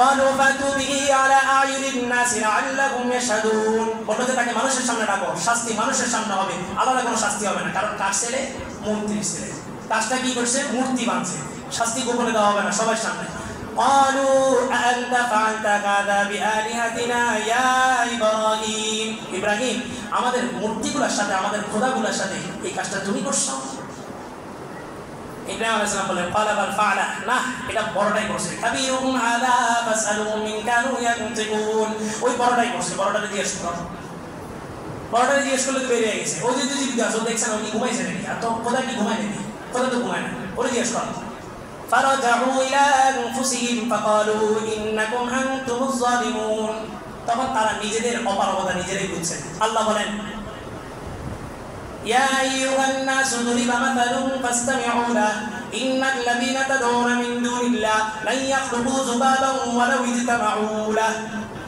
সমস্ত মূর্তিগুলোকে যদি একত্রিত করা হয় একটা মাছি বানাইতে পারবে না وإن يسلبهم الذباب شيئا لا يستنقذوه منه ضعف الطالب والمطلوب সমস্ত মূর্তিগুলো একটা মাছি বানাইতে পারবে না আবার মাছিগুলো যদি তাদের সামনে থেকে কোনো মিষ্টান্ন নিয়ে যায় ঠেকাইতেও পারবে না আল্লাহ বলেন ضعف الطالب والمطلوب যে যার কাছে চায় সে তো দুর্বল যে চাইতেছে সে আরো দুর্বল তখন তারা তাদের অবস্থান বুঝছে বুঝার পর ইব্রাহিম আলাইহিস সালাম যখন দেখলেন যে পুরা মজমা চুপ হয়ে গেছে ইব্রাহিম আলাইহিস সালাম বললেন আফাতা'বুদুনা মিন দুনিল্লাহি মা লা ইয়ানফা'ুকুম শাইআন ওয়া লা ইয়াদুররুকুম আল্লাহকে বাদ দিয়ে এমন একটা জিনিসের ইবাদত করতেছ যেই জিনিসটা না তোমাদের ক্ষতি করতে পারে না উপকার পৌঁছাইতে পারে উফিল লাকুম ওয়া লিমা তা'বুদুনা মিন দুনিল্লাহি আফালা তা'কিলুন তোমাদের জন্য এবং যারা তোমাদের সাথে আল্লাহকে বাদ দিয়ে অন্য জিনিসের ইবাদত করে তাদের জন্য আমার আফসোস তখন তারা লাজবাব হয়ে বলল যে ক্বালু হাদলিকুহু ওয়ানসুরু আলিয়াতাকুম ইন কুনতুম ফাইলিন ইব্রাহিমকে আগুনে জ্বালাও আগুন প্রজ্বলন করো তো যেহেতু বিষয়টা আগুন জ্বালানো শুরু হয়েছে বিষয়টা যেহেতু সবাই মুখে চলে গেছে সবাই বলা শুরু করলো যে একটা বাদশা একটা পুরো মন্ত্রী পরিষদ একটা ছোট বাচ্চার সাথে কথায় তর্কে না পাইরা কি করতেছে বাচ্চাটাকে আগুনে জ্বালাই দিতেছে খবর পৌঁছে গেল নমরুদের এখানে নমরুদ কে ছিল পৃথিবীর একক ছত্র মালিকানা আল্লাহ তাআলা যাকে দিয়েছিলেন চারজন ব্যক্তিকে আল্লাহ তাআলা পুরো পৃথিবীর একক ছত্র মালিকানা দিয়েছিলেন দুইজন মুসলমান দুইজন অন্য ধর্মী মুসলমানদের মধ্যে দুইজন একজন হচ্ছে সুলাইমান আলাইহিস সালাম আরেকজন হচ্ছে যুলকারনাইন আলাইহিস সালাম আর বিধর্মীদের মধ্যে দুইজন একজন হচ্ছে নমরুদ আরেকজন হচ্ছে বুখতানাসর একজন বাদশা ছিলেন এই নমরুদের পুরো এক পৃথিবীর একক ছত্র মালিকানা সেই স্টেজ কায়েম করলো স্টেডিয়ামের মধ্যে একটা বহসের আয়োজন করলো সমস্ত মানুষ একদিকে স্রোতের বিপরীতে দাঁড়াইছে কে ইব্রাহিম স্রোতের বিপরীতে কে দাঁড়াইছে ইব্রাহিম যারা ইব্রাহিমের সন্তান দাবি করেন আমরা কার সন্তান ইব্রাহিম আমাদের আদিপিতাকে আদিপিতা আদম আলাইহিস সালাম জাতিপিতাকে ইব্রাহিম আলাইহিস সালাম মিল্লাতা আবিকুম ইব্রাহিম হুয়া সাম্মাকুমুল মুসলিমিন এই ইব্রাহিমই তোমাদের নাম মুসলমান রাখছে আর ইব্রাহিম হচ্ছে তোমাদের কি জাতিপিতা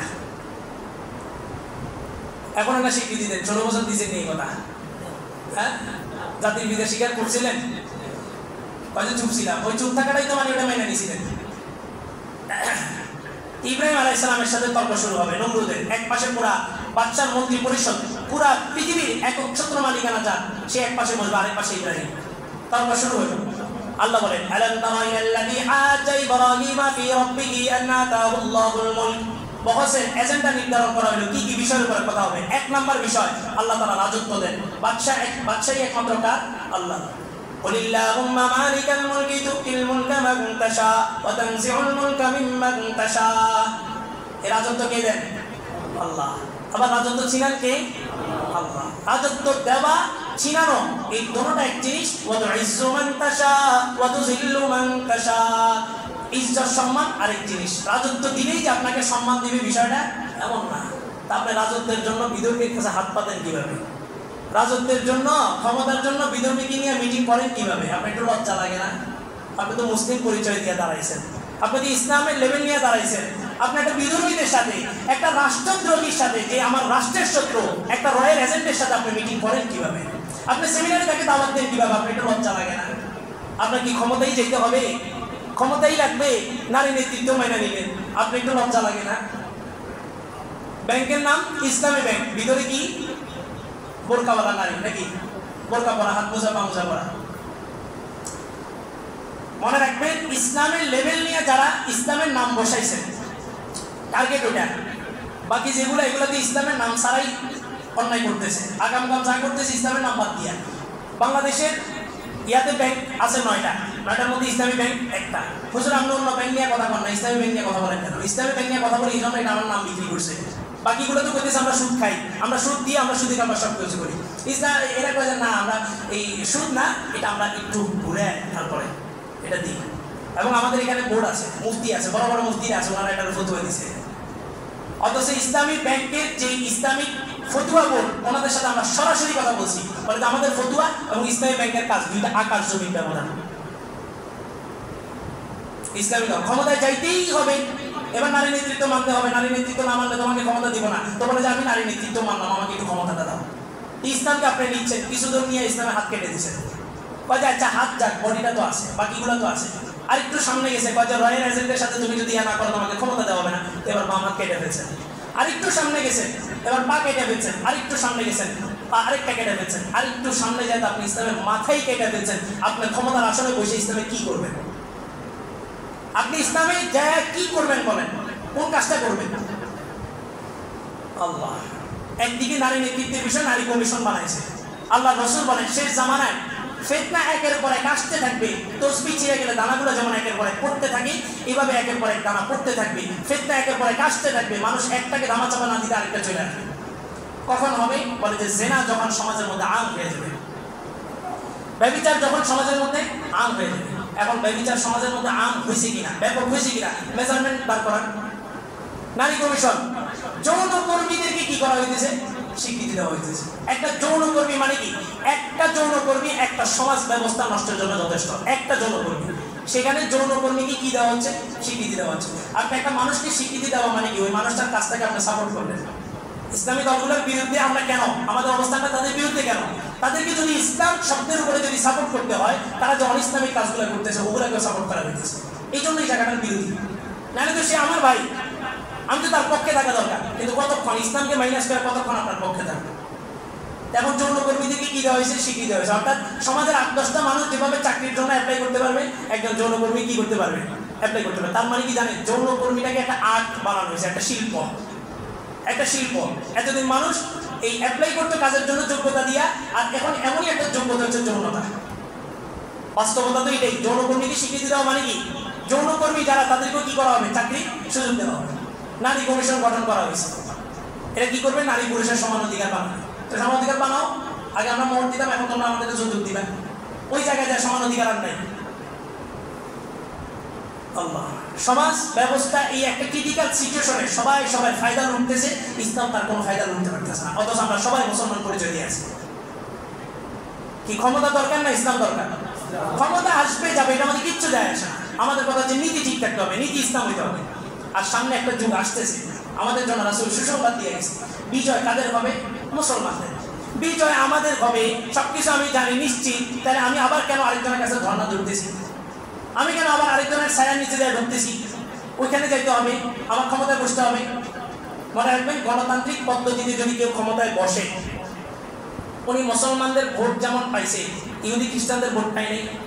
উনি ইহুদি খ্রিস্টানদের ভোট যেমন পাইছে, নাস্তিকদের ভোট পাই নাই। উনি ওদের ভোট যেমন পাইছে, নারী কমিশনের ভোট পাই নাই। উনি ওখানে বসে ইসলাম কায়েম করবে, এত সহজ? আচ্ছা মানলাম, করলো কয় বছরের জন্য? কয় বছর না ক্ষমতা? কয় বছর? 5 বছর। ইসলাম কি 5 বছরের জন্য ক্ষমতায় যাবে না চিরস্থায়ীর জন্য যাবে? ইসলাম ক্ষমতায় যাওয়ার জন্য পদ্ধতি কি এটা? আফগানের দিকে তাকায় দেখেন পদ্ধতি কি, সিরিয়ার দিকে তাকায় দেখেন পদ্ধতি কি। অথচ আফগান, সিরিয়া কোনোটার ব্যাপারে রাসূল ভবিষ্যৎবাণী করেন নাই। এই অঞ্চলের ব্যাপারে রাসূল ভবিষ্যৎবাণী করে গেছেন। আল্লাহ রাসূল বলেন, ইয়াগফিরুল্লাহু যুনুবাকুম, এমন একটা বাহিনী তৈরি হবে, এই বাহিনীর আল্লাহ প্রদত্ত কয়েকটা শক্তি থাকবে। তার মধ্যে 1 নম্বর শক্তি হচ্ছে আল্লাহ তাআলা তাদের সব গুনাহগুলোকে মাফ করে দিবেন। ইয়াগফিরুল্লাহু যুনুবাকুম, সব গুনাহ মাফ। আল্লাহ রাসূল এক হাদিসের মধ্যে বলেন, ইসাবাতানি মিন উম্মতি আহরাজাহুমাল্লাহু মিনান নার, আমার উম্মতের 2টা শ্রেণী আছে, যেই 2টা শ্রেণীর উপর আল্লাহ তাআলা জাহান্নামের আগুনকে হারাম করে দিয়েছেন। 1 নম্বর শ্রেণী ইসাবাতুল গাজওয়াতুল হিন্দ, 1 নম্বর বাহিনী হচ্ছে যারা গাজওয়াতুল হিন্দে অংশগ্রহণ করবে। ওয়া ইসাবাতুল তাকুনু মা ঈসা ইবনে মারইয়াম বিশাম, দ্বিতীয় নম্বর হচ্ছে যারা সিরিয়া ঈসা ইবনে মারইয়ামের সাথে দাজ্জালের বিরুদ্ধে যুদ্ধ করবে। তা আল্লাহ রাসূল আমাদের জন্য সুসংবাদ দিয়ে গেছেন, ইয়াগফিরুল্লাহু যুনুবাহুম, তাদের সব গুনাহ মাফ হবে, ওয়া ইয়াফতাহুল্লাহু আলাইহিম, এই হিন্দুস্তানের সমস্ত সবকিছু জালেমের হাতের মধ্যে কবজায় থাকবে। আপনি পাকিস্তানের দিকে তাকায় দেখেন, পাকিস্তানের সরকার সব কিছুকে আমেরিকার চাল অনুযায়ী সে কবজা করে রাখছে। ভারতের দিকে তাকায় দেখেন, ভারতের এক মোদী সরকার সব কিছুকে তার কবজার মধ্যে লাগায় রাখছে। বাংলাদেশের প্রেক্ষাপটের দিকে তাকায় দেখেন, সবাই সবার মতো সবকিছু ধরে রাখছে। এমনই একটা সিচুয়েশনে একটা বাহিনী বের হবে। আল্লাহ রাসূল বলেন, ইউকাতিলুহুম লাম ইউকাতাল ফীহি আবাদা, এবং রক্ত হয়ে একটা যুদ্ধ হবে। এই বাহিনী এত শক্তিশালী হবে যে পৃথিবীর কোনো মিলিটারি বাহিনী এই বাহিনীকে দমন করতে পারবে না। আল্লাহ তাআলা তাদের মাধ্যমে বিজয় আনবেন। ইয়াফতাহুল্লাহু আলাইহিম, এই সমস্ত এই ভারত উপমহাদেশ বলতে যেটা বোঝায় নেপাল, ভুটান, পাকিস্তান সহ এই পুরা ভারতবর্ষ তাদের নিয়ন্ত্রণে চলে আসবে। আল্লাহ রাসূল আরো ইন্ডিভিজুয়ালি বলেন, ইয়াতুনা বিমুলুকিহিম মুগাল্লিলিনা বিসসালাসিল, তাদের ক্ষমতা তো মজবুত হবে যে তারা ওই রাজপ্রাসাদের যে সমস্ত জালেম নেতাগুলো ছিল এগুলার গলার মধ্যে বেরিয়ে পড়ায় টাইনা হেঁচড়া রাস্তার মধ্যে নিয়ে আসবে। বলেন আজকে এই অন্তর্বর্তীকালীন সরকার বসছে কত মাস হয়েছে? ওই কোনো জালেমকে টাইনা হেঁচড়া রাস্তায় নামাতে পারছে? পারে না। আরো পারবে কিভাবে? আমাদের ভিতরে কিছু লোক চাইতেছে এরা আসুক, এরা আবার প্রতিষ্ঠিত হোক। যাদেরকে আমরা বসাইছি চুপ্পু, আসিফ নজরুল, এরাই চাইতেছি কি আমেরিকা আবার কি করুক, ফিরুক, তাদের অধিকার তারা ফিরে পাক। আল্লাহ রাসূল বলেন এই সমস্ত নেতা নেত্রীগুলাকে টাইনা রাস্তায় এরা নামাইতে পারবে না, এই গণতান্ত্রিক কোনো পদ্ধতি নামাইতে পারবে না। ওই একটা বাহিনী তারা ইয়াতুনা বিমুলুকিহিম মুগাল্লিলিনা বিসসালাসিল, গলার মধ্যে দড়ি পরাবে, হেঁচড়া টাইনা তারপরে নিচে নিয়ে আসবে। এই বাহিনীর উপর আল্লাহ তাআলা বিজয় দিবেন। আপনার বিজয় যখন নিশ্চিত, রাসূল বিজয় নিশ্চিত করতেছে, আপনার কাছে কি বিশ্বাস হয় না? রাসূল আপনার বিজয় নিশ্চিত করছে, আপনার কাছে কি বিশ্বাস হয় না? আপনি কিভাবে আবার বিধর্মীদের সাথে হাত করেন ক্ষমতায় আসার জন্য? আমাদের সুসংবাদ সুখবর বলে যে ফজলুল ঈদ হবে, এটা হবে, পৃথিবীর চতুর্দিকে অনেক কিছু হবে না। মুসলমান একদম ঠান্ডা মাথায় থাকবেন, একদম ঠান্ডা মাথায় প্রিপারেশন। আমাদের বিজয় নিশ্চিত, তাহলে এত ঝামেলা কি আছে, এত পেরেশানি কি আছে? বিজয় দিন শেষে সবাই খেলবে, সবাই সবার মতো খেলবে। খেলার লাস্ট ফাইনাল রাউন্ডে কে জিতবে? আমরা মুসলমানরা জিতবো। আর এই খেলার ভিতরে নাইমা জিততে যায় যাদের জীবন চলে যাবে। আবু হুরায়রা বলেন, কুনতু মিন আফজালিশ শুহাদা, তারা বদর যুদ্ধে যারা শহীদ হয়েছে তাদের মর্যাদা লাভ করবে। আর এত পেরেশানি কিসের? কোনো পেরেশানি নেই, মাথা ঠান্ডা রাখেন। বাচ্চাদেরকে সর্বোচ্চ, ছোট বাচ্চা যারা ইয়াং জেনারেশন আসতেছে, 1 নাম্বার এদের হাত থেকে মোবাইলটাকে ছুটে নেন। এদের হাত থেকে মোবাইলটাকে ছুটে এনেন, পারলে ফজরের পর থেকে বিকাল পর্যন্ত মাঠে ছেড়ে দেন, খেলাধুলা করুন, শারীরিক ফিটনেস তৈরি হোক। এই একটা মোবাইল পুরো একটা জাতিকে পঙ্গু বানায় ফেলছে। এআই একটা সফটওয়্যার, আর্টিফিশিয়াল ইন্টেলিজেন্স। এখন মানুষ তার আবেগ, তার ভাব, তার কাজ, অফিসিয়াল কাজ, আনঅফিসিয়াল কাজ, অফলাইন অনলাইন সব কিছু করতেছে কিসের ভিতরে? এআই ভিতরে। এই এআই একটা সফটওয়্যার পুরা মানব জাতির, এই মানবতাকে একদম শেষ করে দিচ্ছে। যোগ্যতা বলতে মানুষের মধ্যে কিচ্ছু হবে না। এআই সফটওয়্যারে দিচ্ছে তুমি আমাকে এই বিষয়ের উপর একটা কবিতা বানায় দাও, সে কবিতা বানায় দিতেছে। এই সফটওয়্যারে বলতেছে আমার এই ছবিটা কি এটা করে দাও, সেটা করে দিতেছে। তো মানুষের কর্মদক্ষতা কোথায় তৈরি হইতেছে? কিছুই হইতেছে না। সামনে একটা যুগ আসতেছে খুবই ভয়াবহ, ক্যাশলেস সোসাইটি। টাকা পয়সা বলতে কোনো কিছু থাকবে না। এই যে প্রিপেড মিটার বের হয়েছে, আপনারা তো খুশি। প্রিপেড মিটার বের হওয়ার মাধ্যমে আপনার মূলত ওই যে তাদের এজেন্ডাগুলা তারা ওইটাই বাস্তবায়ন করতেছে। বিকাশ, নগদ, এই সমস্ত অ্যাপসগুলা বাইরে হয়েছে। আপনাদের কাছে মনে হইতেছে যে মানুষের সার্ভিসিং ইয়াটা খুব ভালো হয়েছে না। এই মানুষের সার্ভিস দেওয়ার মাধ্যমে মানুষের কর্মদক্ষতাকে একদম চূর্ণ বিচূর্ণ করে দিতেছে। আর এই একটা জাতিকে তারা বয়কট করতেছে। বলে বিকাশে আপনার 5,000 টাকা আছে, নগদে আপনার 5,000 টাকা আছে, কই? এটা তো একটা সংখ্যা, এটা তো একটা সংখ্যা। আজকে তারা যদি বলে এই টাকা অচল, আপনার কোনো ক্ষমতা আছে এই টাকা চালাইবেন আপনি? আজকে আপনার টাকা 10,000 টাকা, আপনি বিগত 10 বছর আগে 10,000 টাকা দিয়ে যা করতে পারছেন, আজকে আমলে 10,000 টাকা দিয়ে তা করতে পারবেন? তো আপনার কামাই, আপনার শ্রম, আপনার টাকা, মান কে বাড়াইলো, কে কমাইলো? মুসলমান কথা হয়তো আমি অল্প থেকে অনেক বড় কথা বলতেছি, কথাগুলো বাস্তবতা বুঝে নেবেন। সামনের একটা সময় আসতেছে, এই জাতিসংঘ কোনোদিন মুসলমানের জন্য তৈরি করা হয়নি।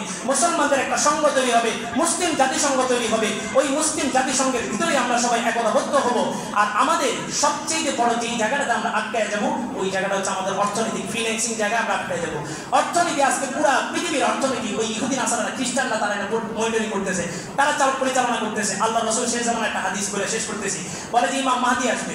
ইমাম মাহদীর সময়টা কিন্তু একদম সন্নিকটে, একদম সন্নিকটে। মানে আগ পিছ ডাইন বা বড় ব্যাখ্যা না করে মোটা দাগে বললাম, ইমাম মাহদীর আত্মপ্রকাশ ঘটে গেছে। আত্মপ্রকাশ ঘটার অপেক্ষা, তার জন্ম সবকিছু হয়ে গেছে, শুধুমাত্র আত্মপ্রকাশ ঘটার দেরি। ইমাম মাহদী আসবে। আল্লাহ রাসূল বলেন মুসলমানদের ওই সময় এই পরিমাণ প্রাচুর্যতা থাকবে যে কুদুস শব্দ ব্যবহার করছে। কুদুস মানে বিশাল স্বর্ণের ঢের, সৈন্য একত্রিত করা হবে ইমাম মাহদির নেতৃত্বে। মুসলমান এটা বলবে ইয়া মাহদি ইআতিনি, এ মাহদি আমাকে কিছু দাও। আর ইমাম মাহদি বলবে খুশ খুশ খুশ, যতটুকু লাগে লইতে থাক লইতে থাক। কিসের টাকা পয়সা জমাইতেছেন? আমাদের রাজত্ব, আমাদের ধন সম্পদের প্রাচুর্যতা আসবে ইমাম মাহদি আসার পরে। ইমাম মাহদি আসার পর আমাদের সবকিছু প্রাচুর্যতা আসবে। মনে রাখবেন, এই জিহাদের একটা মন মানসিকতা ভিতরে তৈরি করে রাখেন। আজকে যেমন ওলামাদের কথায় নামাজ, রোজা, হজ, যাকাত পালন করতেছেন, এই আলেমরাই একটা ডাক দিবে। তবে এই ডাকটা ঢাকা থেকে আসবে না, এই ডাকটা চিটাং থেকে আসবে না। বর্ডার অঞ্চলে আছেন, বর্ডারের পরিস্থিতি বুঝে এই ডাকটা আপনাদেরকে নিতে হবে, এই সিদ্ধান্তটা আপনাদেরকে নিতে হবে। আজকে দেখেন, বন্যার কথা না বলে পারতেছি না। বন্যার সময় আমরা একটা মেজারমেন্ট ওনাদের সামনে দাঁড় করাইছিলাম, যেখানে বাঁধটা যে নির্মাণ করবেন, বাঁধটা কিভাবে? ইন্ডিয়ার বাঁধ কিন্তু কয়টা? একটা, তার বাদ একটা। আপনি যখন বাংলাদেশের বাঁধ নির্মাণ করতেছেন, তার ওইটা ট্যাকেল দেওয়ার জন্য আপনার বাঁধ নির্মাণ করতে হবে কয়টা? দুইটা। আপনি একটা বাঁধ দিয়ে পানি আটকাইলেন, তো পানি যখন আপনার প্রয়োজন হবে তখন পানি পাবেন কই? আপনার বাঁধ নির্মাণ করতে হবে দুইটা। একটা একদম বর্ডার সাইড গেছা মজবুত করে বাঁধ নির্মাণ করেন, আরেকটা 20 কিলোমিটার, 20 মাইল, 40 মাইল, 100 মাইল করে আরেকটা বাঁধ নির্মাণ করেন। তারা যখন পানি ছাড়বে, আমরা পানিগুলোকে আমাদের স্টকে রাখবো, আমাদের রিজার্ভে রাখবো। সমস্ত কাজগুলো একদম প্ল্যানিং করে তাদের কাছে কাগিয়ে একটা কোম্পানি আছে চিটাগাং, ডাইডক লিমিটেড, পানির এই সমস্ত ব্রিজগুলো কাজ তারা করে। তাদের কাছে আমরা পাঠাইছি, বলছে যে আপনাদের পরিচয় কি, রাজনৈতিক পরিচয় কি। এই যে দেখেন, রাজনৈতিক পরিচয় দিকে তাকে কাজগুলোকে ধরা হয়নি। আমাদের সবকিছু বরাদ্দ, টাকা বরাদ্দ, সবকিছু ছিল। কাজ কেন হয় নাই জানেন? আপনার কারণে, আমার কারণে। আমি কান্দি নেই, আমি চিল্লাই নেই, এই জন্য কাজ হয়নি। ওই যে বলছিলাম, বাচ্চা যদি না কান্দে মা কি দিবে না, দুধ দিবে না। তো বর্ডারের পাশে এই বাঁধ না নির্মাণ হলে সবচেয়ে ক্ষতিগ্রস্ত কে হবে? আপনি হবেন। তাদের কিসের এত মাথা ব্যথা? আমরা কান্নাকাটি করিনি, এই জন্য বাঁধ নির্মাণ হয়নি। এখনো সময় আছে, সবাই প্রত্যেকের জায়গা থেকে সোচ্চার হন যে যেগুলো মূল্যে হোক এই বাঁধটা নির্মাণ করতেই হবে। আমাদের সবকিছু বরাদ্দ আছে, শুধু একটু কাজে নামবে। আর কাজে নামতেছে না কেন? আমরা চুপচাপ বসে আছি। যে কথাগুলো বলা হলো, বলনেওয়ালা, শুননেওয়ালা সকলকে আল্লাহ তাআলা আমল করার তৌফিক দান করুন। যারা কবলা জমা চাইলে